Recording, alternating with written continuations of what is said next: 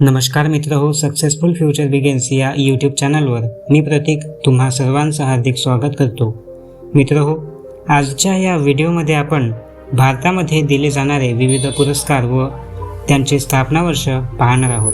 तर सर्वप्रथम आहे भारताचा सर्वोच्च सन्मान म्हणजेच भारतरत्न, पद्मभूषण, पद्मविभूषण आणि पद्मश्री या चारही पुरस्कारांची स्थापना किंवा सुरुवात 1954ला झाली होती. त्यानंतर आहे अर्जुन अवॉर्ड, ज्याची स्थापना 1961ला झाली होती. त्यानंतर आहे राजीव गांधी खेलरत्न पुरस्कार, ज्याची सुरुवात 1991-92ला झाली होती.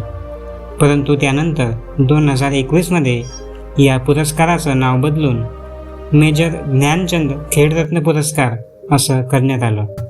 त्यानंतर आहे फिल्मफेअर अवॉर्ड्स, या पुरस्कारांची स्थापना देखील 1954ला झाली होती. त्यानंतर आहे दादासाहेब फाळके अवॉर्ड, या पुरस्काराची स्थापना 1969ला झाली होती.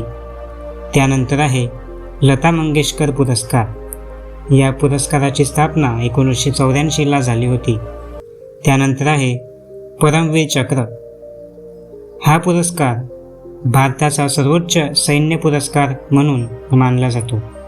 मित्रहो, या पुरस्काराची स्थापना 26 जानेवारी 1950ला झाली होती.